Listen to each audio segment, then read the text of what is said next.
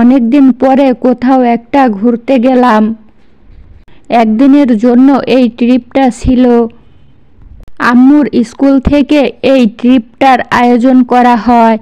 চলেন একদিনের day tour আপনাদের সাথে শেয়ার করি। হ্যালো, সকালে ঘুম থেকে উঠে খাওয়া দাওয়া করে রেডি হয়ে গিয়েছি। এই ট্যুরটা দিয়েছিলাম বেশ কিছুদিন আগে। সময়ের অভাবে ব্লগটি এডিট করতে পারিনি। এই তো সবাই মিলে বের হয়ে পড়েছি।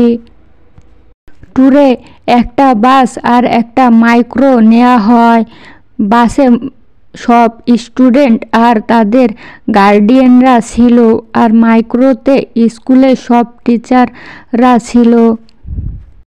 বেশ মজা করতে করতে আমরা পৌঁছেও গিয়েছি। আমরা গিয়েছিলাম নড়াইল নিরিবিলি পিকনিক স্পটে। টিকিট কাউন্টারে বেশ কিছুক্ষণ অপেক্ষার পরে টিকিট কেটে সবাই ভিতরে ঢুকি। গেট দিয়ে ভিতরে ঢোকার সময়ই এই পানির ফোয়ারাটা সামনে পড়ে, আর এই দালানটিও সামনে পড়ে। ফোয়ারা আর এই দালানটি অনেক বেশি সুন্দর ছিল।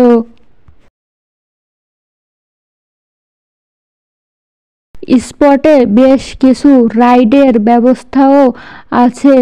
আমরা প্রথমে এই বোট রাইডটা নেই। সবাই মিলে কোথাও ঘুরতে গেলেই প্রথমে বোট রাইডে ওঠার চেষ্টা করি। এটা বেশ মজার একটা রাইড। বোটটা কাকা আর বাবা মিলে চালাচ্ছিল। এই প্রাসাদটা এত বেশি ভালো লেগেছে যে এখানে বেশ কিছু ফটোশ্যুট আর ভিডিও করে নিয়েছি। এরপরে আমরা চলে যাই এই ট্রেনটার রাইড নিতে।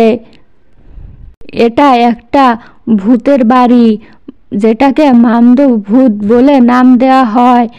বেশ ভালোই ছিল।